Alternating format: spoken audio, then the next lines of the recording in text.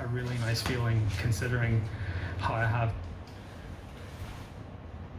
안녕하세요. 매일매일 운동하기를 실천하고 있는 동탄 왕코입니다.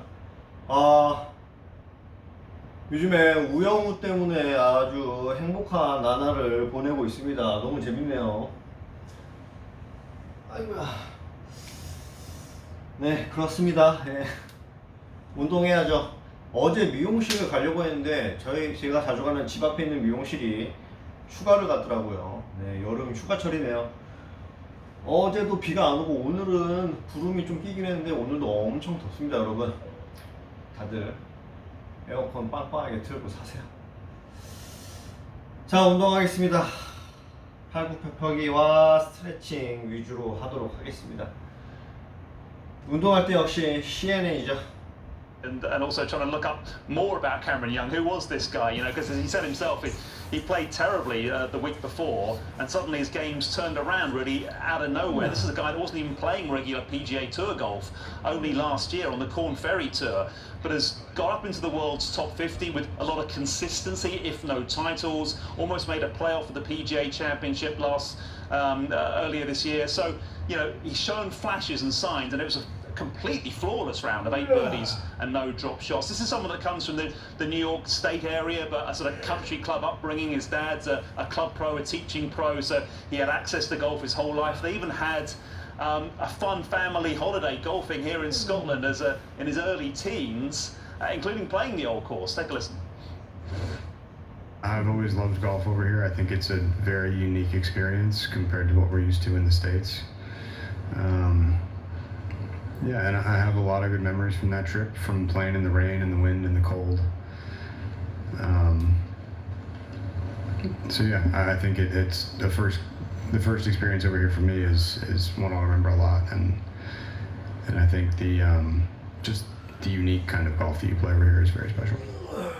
And to kind of reference something you said a bit earlier, Don, about stringing 4 rounds together is the easy part, sarcastically, because it's not. You get a lot of surprise leaders, especially at an Open on the first day, because the other thing that Tiger had was bad luck with the conditions, because you can tee off early in the morning when it's calmer, the wind can get up, or vice versa.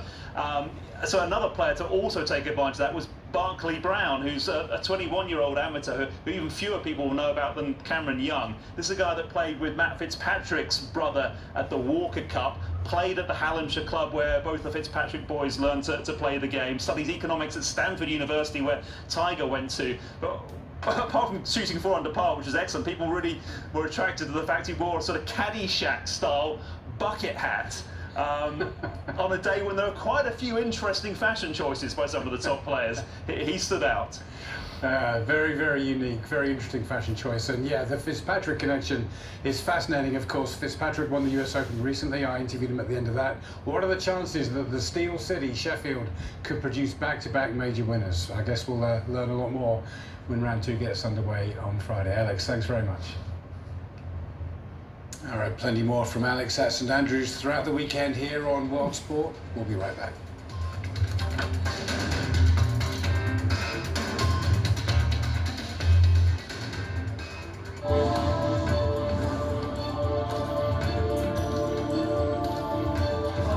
When you follow a story, you may be asked to take risks. And sometimes go down a path that's not marked. Where Iraqi troops would pre-position and these Americans would advise them. These protests are a test for Hamas.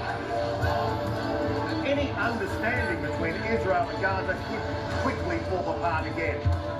The protesters are just outside a military base. They're throwing rocks and security forces firing tear gas. When you dare to take risks, you witness passion and persistence. And they just want to get their past be processed so they can get out of this facility. And that's where change happens. The one thing they have in common is a determination to keep going. We've missed the globetrotting and adventures, and we're longing to get out and go. This is living. Uncovering a city's DNA, meeting people who will share its secrets. I love being here. And making discoveries that wow. You got to be joking. Nice hair, isn't it? It's a world of wonder. Now go and see it. Saturday on CNN in association with Turkish Airlines. Welcome back. After two group games at the Women's European Football Championships, three teams are already through to the quarterfinals. Those sides are the hosts, England, the 8-time champions Germany, and also now France. The French secured their passage into the last 8 with a 2-1 win against Belgium in Rotherham. Katidou Diani heading France into an early 6th-minute lead, but Belgium responded with a goal from Janice Cayman in the 36th minute.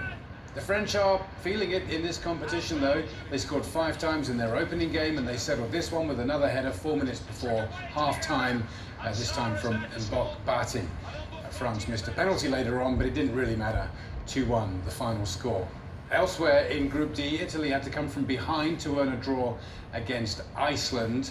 The 2019 World Cup quarter-finalists are bottom of this table with just a point. Belgium are just ahead of them on goal difference. Iceland are second after 2 drawn games, but 2 straight wins means that France are clear at the top and definitely going through as group winners. That does it for this edition of World Sport. Many thanks for your company. Stay with us here on CNN. The news is next.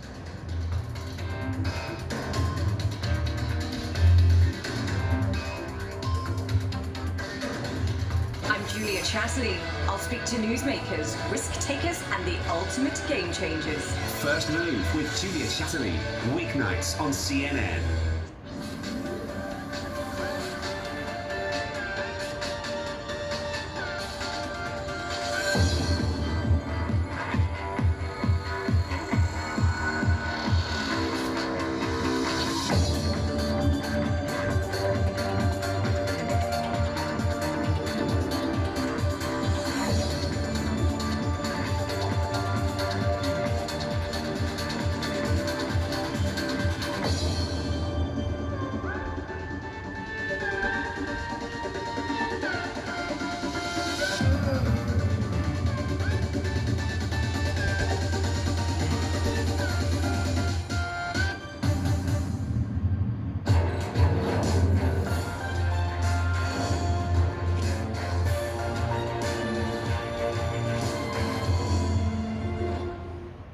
This is a really important story. My name's Clarissa Ward. I work for CNN. Assalamu alaikum. Day in, day out. You see the reality of people living through this. Ничего страшного. Okay. This is the front line. On a human level, you find courage, sacrifice.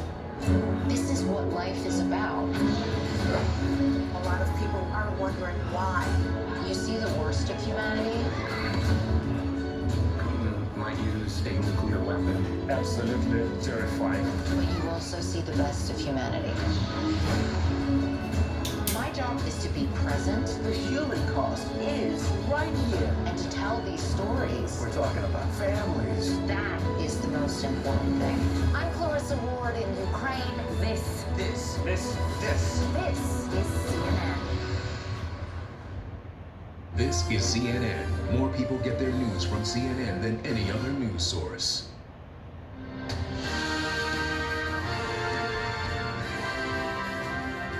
Hello and welcome, coming to you live from Studio 7 at the CNN Centre in Atlanta. I'm Michael Holmes. Appreciate your company.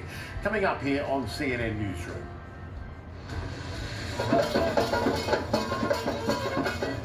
It is now official. Celebrations in the streets of Sri Lanka after the president formally resigns. United against Iran acquiring a nuclear weapon, but divided over exactly how to achieve that aim. US President on his visit to Israel. And the often unseen scars of war. Doctors on the front lines in Ukraine bringing attention to the devastating emotional and mental toll.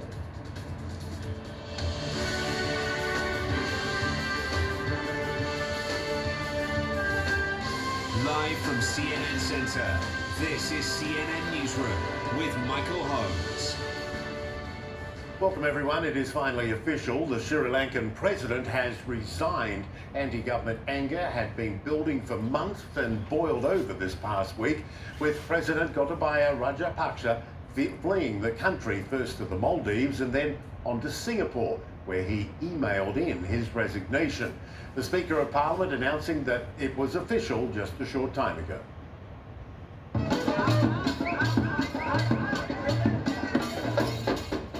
Huge celebrations erupting in the capital after that news broke. The country's still struggling, of course, with massive shortages of fuel and basic goods. The whole country will celebrate today because it's a big victory. Actually, this Rajapaksa corrupted family, we never thought we will get this country free from them. We're hearing protesters have also begun leaving some of the government buildings they've been occupying, and the government curfew that was imposed from Thursday into Friday has since expired.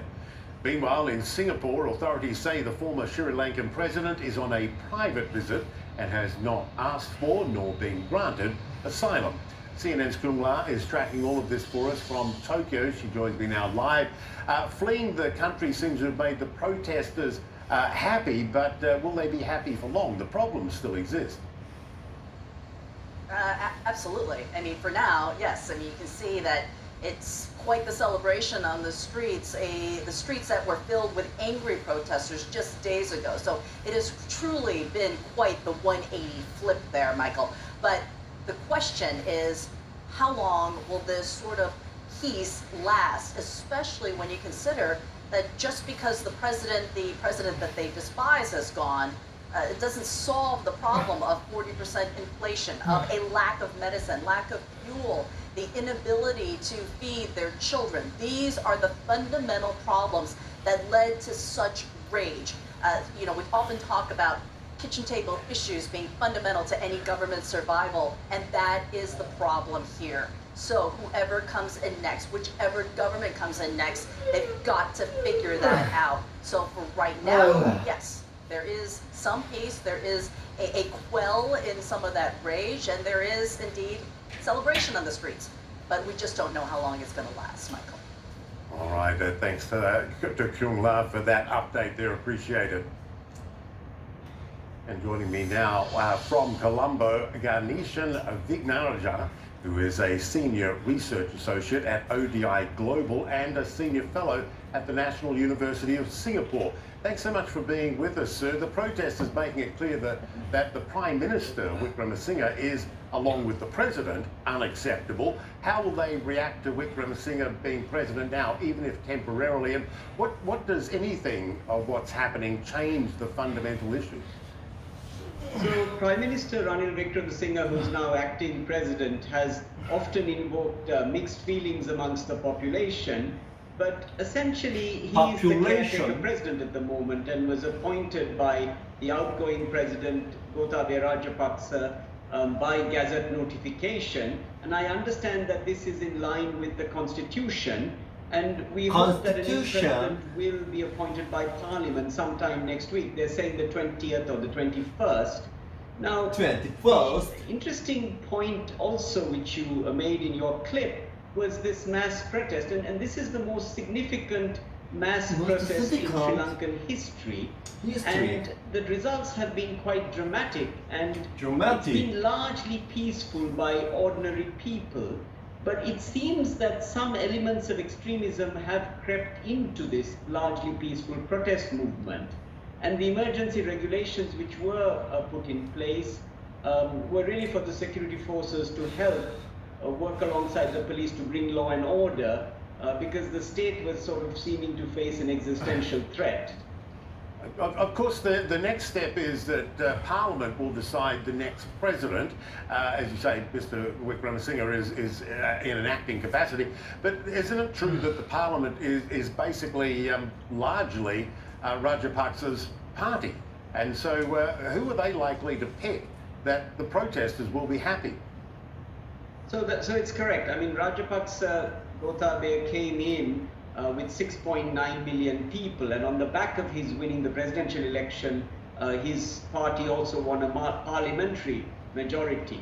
And it's true that even when you take out the people who left the party in parliament, his party probably has the majority. And there are different names which are being bandied about. There is one Dallas Aluperumal, who is an old party stalwart and seen as a kind of a moderate and a stabilizing figure. Sajid Premadasa, the leader of the opposition, is also suggested. And then there is Sarath Fonseca within his own party also, who is being talked about. So there are different candidates. The thing that I observe is that Sri Lanka is a messy democracy. And in this context, today's discussions in Parliament have taken a little bit too long. And it kind of shows the political dysfunctional nature of our politics today. And this political instability can really set back the economy. It can scare away investors, it can scare away tourists, it can scare away inward remittances and even aid. And I fear that the economic crisis will take a long time to sort out, and the people will suffer more unless Parliament really gets its act together and really brings a new president in rather quickly. Has the political system in Sri Lanka in some ways enabled Mr. Rajapaksa and of course his brother as well to lead in a way that raised these allegations of cronyism and mismanagement and corruption? Is the system at fault? So, I mean, you have this really interesting phenomenon today, don't you, that populists have been ruling the roost over the last few years, right? After the global financial crisis, when economies crumbled, populism came up, right? And that is one of the phenomena that we have in Sri Lanka. And, our political system was malleable. I mean, they made great promises of great prosperity. The Rajapaksa talked about the vistas of splendor and prosperity, and how Sri Lanka would be at $6,500 by 2025 and growing at 6%, and also have unemployment of 4%. Now, all of those dreams sadly have crumbled, and the people, I think, were taken in a bit by the charisma of Mahinda Rajapaksa, Gotabe's brother, who really was the popular politician then, and a very clever social media program. But I think there is now a lot of regret, and many Rajapaksa supporters are saying that they will, never vote for this family again. So we have a messy, dysfunctional politics in which, people expected, great things and are very disappointed. And the system really needs a lot of sorting out in the future. And so whoever comes into power has a big political agenda as well as an economic one. Absolutely, and a staggering amount of hubris at the ruling level as well. There have been negotiations, talking about the economic situation, there have been negotiations with the IMF, but how likely is the international community to bail out Sri Lanka, given the mismanagement that got to the country to this point in the first place? So the reason why an IMF comes into a country is to help a country solve a balance of payments problem. And our mistake, meaning Gotabaya Rajapaksa government mistake, was not going to the IMF 2 years earlier after COVID got hit. But anyway, we are where we are today, and at the technical level these discussions are going, and the IMF, I hope, will take a staff level agreement to its board before the end of the year for $3.4 to $4 billion. And we hope that the board will be supportive of a program for Sri Lanka. This will be the 17th program for Sri Lanka, and the key will be that Sri Lanka properly implements this program. So I think that will eventually happen. The problem for Sri Lanka really is the interim, the next few months, where the country desperately needs what they call bridging finance to pay for essential imports of food, fuel and medicine for the suffering people of Sri Lanka in this terrible, terrible humanitarian crisis that we are seeing, which have brought these mass protests, but as well as also humanitarian aid as well as normal aid. And I think this is really the challenge for Sri Lanka. Ganesh and Vic Narajan, thank you so much there in Colombo for us. Appreciate it. Thank you so much, Michael. Well, political turmoil in Italy could bring down the current government and lead to an early election.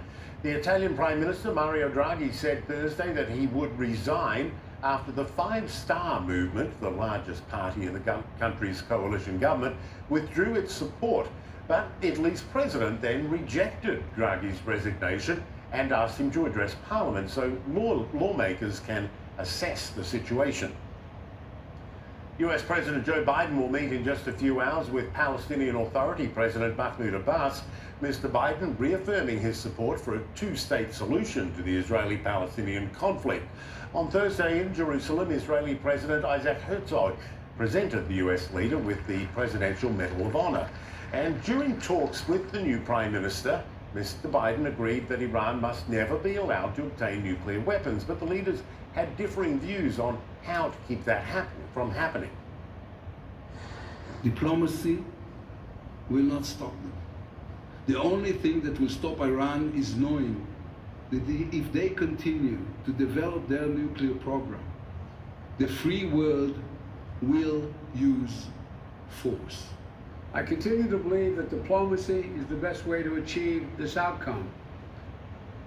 All right, let's take you live to Jerusalem and journalist Elliot Godkin. Good to see you, Elliot. Yeah, so the two leaders not exactly on the same page when it comes to Iran, right? That's right, Michael.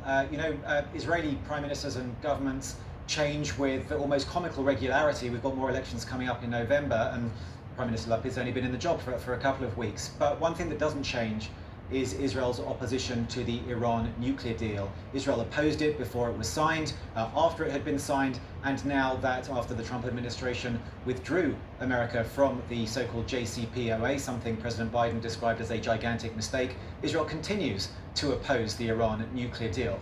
And we saw that laid bare in those comments from Prime Minister Lapid alongside President Biden. That said, one thing to note is perhaps a nuance, but perhaps significant, is a kind of slight change in the rhetoric from President Biden. In the past, the US has always said that all options are on the table in terms of dealing with Iran's attempts to get nuclear weapons. This time round, as he said almost explicitly in this interview that was broadcast a couple of days ago, the US would use force against Iran to prevent it from getting nuclear weapons, albeit, in the words of President Biden, as a last resort. So perhaps not quite the kind of clear and apparent threat that Prime Minister Yair Lapid was calling for in his comments yesterday, but perhaps slightly stronger than the US's position has been up until now, Michael. Let's talk about the plans for talks between Mr. Biden and Mahmoud Abbas, the Palestinian president, on Friday. I think it's fair to say Palestinians have pretty much no optimism. Joe Biden said he wants a two-state solution. I mean, why would Palestinians even think that's ever going to happen as settlements continue to grow throughout the West Bank? And the peace process is, well, it's dead, really. Indeed, Michael. No one expects anything big to come out of this meeting. Indeed, not even President Biden's campaign pledges to reopen the Palestinian mission in Washington, to reopen the US consulate in East Jerusalem that served Palestinians, or even to reverse the Trump administration's decision to move the US embassy from Tel Aviv to Jerusalem. No one expects any of those things to come out of this meeting today, but given the depths to which the US-Palestinian relationship had plunged under the Trump administration, the mere fact that President Biden is still reiterating the US's support for a two-state solution, and that the US is now once again happy to splash the cash, albeit not happy to splash the political capital on the Palestinians. It's resumed funding to the tune of $500 million. It's probably will see an announcement today of another $100 million going towards Palestinian hospitals in East Jerusalem. And President Biden also going on his visit to a hospital in East Jerusalem unaccompanied by Israelis, which some Palestinians may see as tacit support for the Palestinians' aspiration to have East Jerusalem as the capital of a future Palestinian state. So yes, there will be no big announcements, there will be no progress in the Palestinian peace process, but the mere fact that President Biden is making this visit both to East Jerusalem and of course to see Mahmoud Abbas in Bethlehem in the West Bank, these will be seen as progress. In isolation, perhaps not very big progress, but against the backdrop that I outlined, given how bad the relationship had plunged between the US and the Palestinians, it will be seen as progress compared with what went before. Michael? Yeah, low expectations, that's for sure. Elliot Godkin in Jerusalem. As always, our thanks. All right, shock and disbelief after a missile strike kills scores of civilians in Ukraine, and now its president calling for Russia to be declared a terrorist state. We'll have that coming up. Also, the brutality of this war leaving emotional scars on many Ukrainians, and mental health experts are seeing signs of problems they fear will only get worse.